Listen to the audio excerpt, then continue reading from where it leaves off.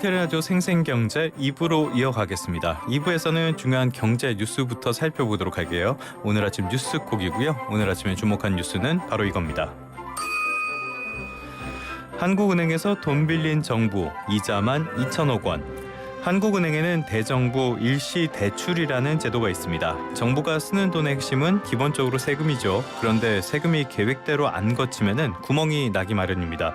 이럴 때 한국은행에 손을 내미는 게 바로 이 제도입니다. 그러니까 개인이 쓰는 마이너스 통장과 비슷한 개념이라고 이해를 하시면 좀 편할 것 같습니다.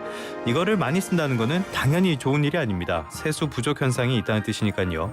지난해 상황을 보면요. 정부가 한국은행으로부터 173조 원이나 빌렸었습니다.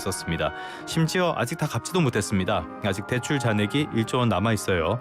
특히 지난해 연말에 일시차입이 꽤나 많았습니다. 이런 상황은 정부의 세수 부족이 꽤나 심각했다라는 점을 가리키기도 합니다. 편법적인 재정 운영이 일상화됐다는 뜻으로도 받아들일 수가 있겠습니다. 돈을 빌렸었으면 당연히 이자를 내야 하겠죠. 이자율이 3%대이긴 한데요.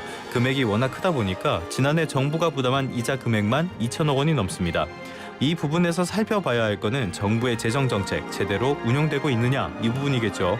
윤석열 정부는 건전재정을 강조하긴 했는데 결과적으로는 쓸 곳에 제대로 쓰지도 않았고요. 건전하지도 않은 재정 상황이 됐습니다. 그 결과 한국은행으로부터 돈을 꿔 쓰게 됐고 공공관리기금이나 외국환 평형기금 같은 자금이 엉뚱하게 쓰이고 있습니다. 비정상적인 상황이라고 봐야 하겠죠. 왜 이렇게 됐을까요? 무엇보다 경제 상황이 안 좋으니까 법인세가 제대로 안 거친 게 가장 큰 영향을 미쳤습니다. 여기에 각종 감세 정책, 선심성 정책 이런 것도 영향을 미쳤을 겁니다. 그렇다면 어떻게 해야 할까요?